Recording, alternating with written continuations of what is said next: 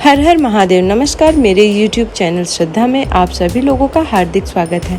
उम्मीद करती हूँ कि आप सभी सुखी, स्वस्थ और अपने अपने जीवन में व्यस्त होंगे।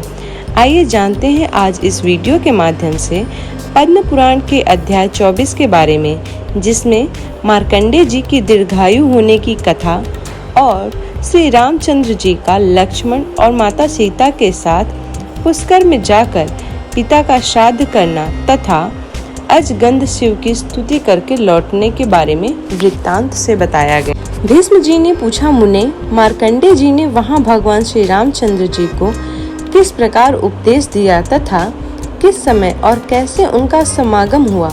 मार्कंडेय जी किसके पुत्र हैं? वे कैसे महान तपस्वी हुए तथा उनके इस नाम का क्या रहस्य है? महामुने, इन सब बातों का यथार्थ रूप से वर्णन कीजिए। पुलत्स्य जी ने कहा, राजन, तुम्हें मार्कंडेय जी की जन्म की उत्तम कथा सुनाता हूँ। प्राचीन कल्प की बात है। मृकुंड नाम से विख्यात एक मुनि थे जो महर्षि भृगु के पुत्र थे। वे महाभाग मुनि अपने पत्नी के साथ वन में रहकर तपस्या करते थे। वन में रहते समय ही उनके एक पुत्र हुआ। धीरे धीरे उसकी अवस्था 5 वर्ष की हुई। वह बालक होने पर भी गुणों में बहुत बड़ा चढ़ा था। एक दिन जब वह बालक आंगन में घूम रहा था, किसी सिद्ध ज्ञानी के उसकी ओर देखा। किसी सिद्ध ज्ञानी ने उसकी ओर देखा और बहुत देर तक ठहरकर उसके जीवन के विषय में विचार किया। बालक के पिता ने पूछा, मेरे पुत्र की कितनी आयु है? सिद्ध बोले, मुनीश्वर, विधाता ने तुम्हारे पुत्र की जो आयु निश्चित की है उसमें अब केवल 6 महीने शेष रह गए हैं। मैंने यह सच्ची बात बताई है, इसके लिए आपको शोक नहीं करना चाहिए। उस सिद्ध ज्ञानी की बात सुनकर बालक के पिता ने उसका उपनयन संस्कार कर दिया और कहा, बेटा, तुम जिस किसी मुनि को देखो प्रणाम करो। पिता के ऐसा कहने पर वह बालक अत्यंत हर्ष में भरकर सबको प्रणाम करने लगा। धीरे धीरे 5 महीने 25 दिन और बीत गए। तदंतर निर्मल स्वभाव वाले सप्त ऋषिगण उस मार्ग से पधार रहे थे। बालक ने उन्हें देखकर उन सबको प्रणाम किया। सप्त ऋषियों ने उस बालक को आयुष्मान भव सौम्य कहकर दीर्घायु होने का आशीर्वाद दिया। इतना कहने के बाद जब उन्होंने उसकी आयु पर विचार किया तब 5 ही दिन की आयु शेष जानकर उन्हें बड़ा भय हुआ। वे उस बालक को लेकर ब्रह्मा जी के पास गए और उसे उनके सामने रखकर उन्होंने ब्रह्मा जी को प्रणाम किया। बालक ने भी ब्रह्मा जी के चरणों में मस्तक झुकाया। तब ब्रह्मा जी ने ऋषियों के समीप ही उसे चिरायु होने का आशीर्वाद दिया। पितामह का वचन सुनकर ऋषियों की बड़ी प्रसन्नता हुई। तत्पश्चात ब्रह्मा जी ने उनसे पूछा, तुम लोग किस काम से यहाँ आए हो तथा यह बालक कौन है, बताओ। ऋषियों ने कहा, यह बालक मृकुंड का पुत्र है। इसकी आयु क्षीण हो चुकी है। इसका सबको प्रणाम करने का स्वभाव हो गया है। एक दिन दैवत तीर्थ यात्रा के प्रसंग हम लोग उधर निकले। वह पृथ्वी पर घूम रहा था। हमने इसकी ओर देखा और इसने हम सब लोगों को प्रणाम किया। उस समय हम लोगों का मुख से बालक के प्रति यह वाक्य निकल गया, चिरायु भव। आपने भी ऐसा ही कहा है, अतः देव, आपके साथ हम लोग झूठे क्यों बने? ब्रह्मा जी ने कहा, ऋषियों, यह बालक मार्कंडेय आयु में मेरे समान होगा। यह कल्प के आदि और अंत में भी श्रेष्ठ मुनियों से घिरा हुआ सदा जीवित रहेगा। पुलत्स्य जी कहते हैं, इस प्रकार सप्तऋषियों ने ब्रह्मा जी से वरदान दिलवाकर उस बालक को पुनः पृथ्वी तल पर भेज दिया और स्वयं तीर्थ यात्रा के लिए चले गए। उनके चले जाने पर मार्कंडेय अपने घर आए और पिता से इस प्रकार बोले, तात, मुझे ब्रह्मवादी मुनि लोग ब्रह्मलोक में ले गए थे। वहाँ ब्रह्मा जी ने मुझे दीर्घायु होने का आशीर्वाद दिया है। इसके बाद ऋषियों ने बहुत से वरदान देकर मुझे यहाँ भेज दिया। अतः आपके लिए जो चिंता का कारण था वह अब दूर हो गया है। मैं लोककर्ता ब्रह्मा जी की कृपा से कल्प के आदि और अंत में तथा आगे आने वाले कल्प में भी जीवित रहूंगा। इस पृथ्वी पर पुष्कर तीर्थ ब्रह्मलोक के समान है, अतः अब मैं वहीं जाऊंगा। मार्कंडेय जी की वचन सुनकर मुनिश्रेष्ठ मृकुंड को बड़ा हर्ष हुआ। वे एक क्षण तक चुपचाप आनंद की सांस लेते रहे। इसके बाद मन के द्वारा धैर्य धारण कर इस प्रकार बोले, बेटा, आज मेरा जन्म सफल हो गया तथा आज ही मेरा जीवन धन्य हुआ है, क्योंकि तुम्हें संपूर्ण जगत की सृष्टि करने वाले भगवान ब्रह्मा जी का दर्शन प्राप्त हुआ। तुम जैसे वंशधर पुत्र को पाकर वास्तव में मैं पुत्रवान हुआ हूँ। वत्स, जाओ पुष्कर में विराजमान देवेश्वर ब्रह्मा जी का दर्शन करो। उन जगदीश्वर का दर्शन कर लेने पर मनुष्यों को बुढ़ापा और मृत्यु का द्वार नहीं देखना पड़ता। उन्हें सभी प्रकार के सुख प्राप्त होते हैं तथा उनका तप और ऐश्वर्य भी अक्षय हो जाता है। तात, जिस कार्य को मैं भी न कर सका, मेरे किसी कर्म से जिसकी सिद्धि न हो सकी, उसे तुमने बिना यत्न ही सिद्ध कर लिया। सबके प्राण लेने वाले मृत्यु को भी जीत लिया। अतः दूसरा कोई मनुष्य इस पृथ्वी पर तुम्हारी समानता नहीं कर सकता। 5 वर्ष की अवस्था में ही तुमने मुझे पूर्ण संतुष्ट कर दिया। अतः मेरे वरदान के प्रभाव से तुम चिरंजीवी महात्माओं के आदर्श माने जाओगे, इसमें तनिक भी संदेह नहीं है। मेरा तो ऐसा आशीर्वाद है कि तुम्हारे लिए और सब लोग भी यही कहते हैं कि तुम अपनी इच्छा के अनुसार उत्तम लोक में जाओगे।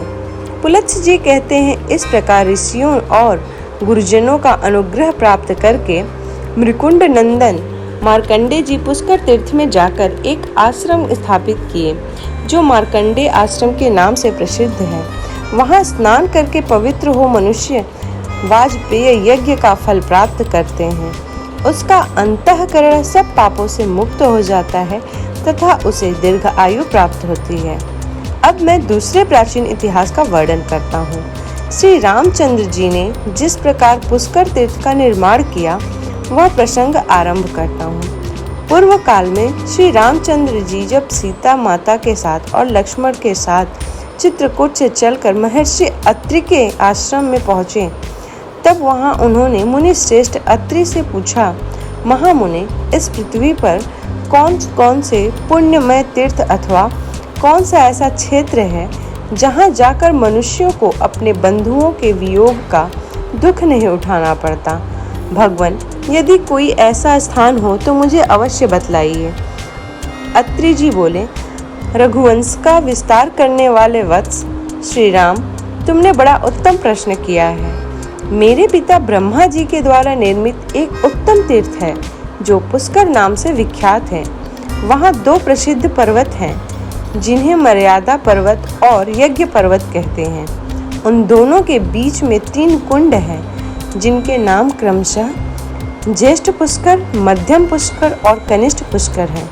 यहाँ जाकर अपने पिता दशरथ को तुम पिंडदान से तृप्त करो। वह तीर्थों में श्रेष्ठ तीर्थ और क्षेत्रों में उत्तम क्षेत्र है। रघुनंदन, यहाँ अवयोग का नाम की एक चौकर बावली है तथा एक दूसरा जल से युक्त कुआं है जिसे सौभाग्य कृप कहते हैं। वहाँ पर पिंड दान करने से पितरों की मुक्ति हो जाती है।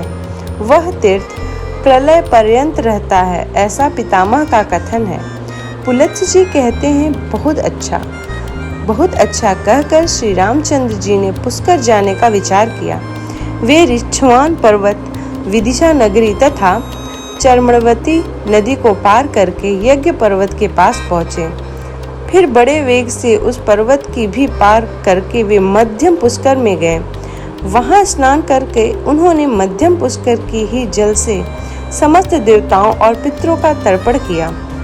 उसी समय मुनि श्रेष्ठ मार्कंडे जी अपने शिष्यों के साथ वहाँ आए। श्री रामचंद्र जी ने जब उन्हें देखा तो सामने जाकर प्रणाम किया और बड़े आदर के साथ कहा, मुने, मैं राजा दशरथ का पुत्र हूँ। मुझे लोग राम कहते हैं। मैं महर्षि अत्रि के आज्ञा से अवयोगा नाम की बावली का दर्शन करने के लिए यहाँ आया हूँ। विप्रवर, बताइए वह स्थान कहाँ है? मार्कंडे जी ने कहा, रघुनंदन, इसके लिए मैं आपको साधुवाद देता हूँ। आपका कल्याण हो। आपने यह बड़े पुण्य का कार्य किया कि तीर्थ यात्रा के प्रसंग यहाँ तक चले आए। यहाँ से अब आप आगे चलिए और अवयोगा नाम की बावली का दर्शन कीजिए। यहाँ सभी आत्मजनों का साथ संयोग होता है। इहलोक या परलोक में स्थित जीवित या मृत सभी प्रकार के बंधुओं से भेंट होती है। मुनीश्वर मार्कंडेय जी के ये वचन सुनकर श्री रामचंद्र जी ने महाराज दशरथ, भरत, शत्रुघ्न, माताओं तथा अन्य पूर्वासीजनों को स्मरण किया। इस प्रकार सबका चिंतन करते करते उन्हें संध्या हो गई। तब श्री रघुनाथ जी ने मुनियों के साथ सायंकाल का संध्यापोषण किया। तत्पश्चात रात्रि में भाई और पत्नी के साथ यहाँ शयन किया। जब रात्रि का अंतिम प्रहर व्यतीत होने तब रघुनाथ जी ने स्वप्न देखा कि पिताजी तथा संबंधियों के साथ अयोध्या में विराजमान हैं।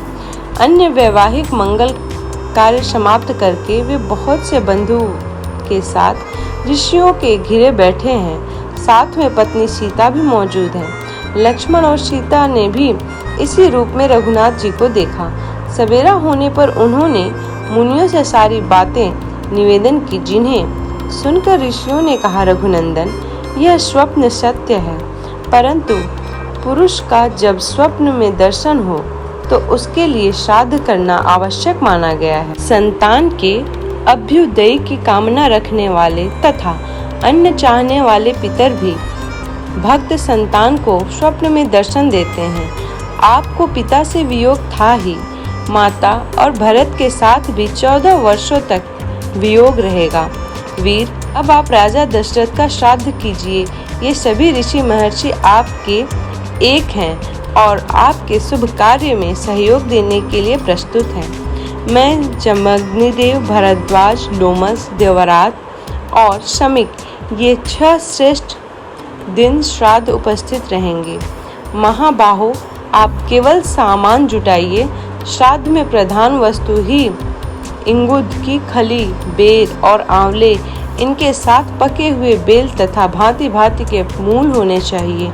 इन सब वस्तुओं का श्राद्ध में संबंधी दान के द्वारा आप ब्राह्मणों को तृप्त कर सकते हैं। पुष्कर के वन में आकर जो नियम पूर्वक रहता है और नियमित आहार करके श्राद्ध आदि के द्वारा पितरों को तृप्त करता है, उसे अश्वमेध यज्ञ का फल प्राप्त होता है। आप श्राद्ध की सामग्री एकत्रित कराइए। हम लोग स्नान करने के लिए ज्येष्ठ कर्म में जा रहे हैं। श्री रघुनाथ जी से ऐसा कहकर वे सभी ऋषि चले गए।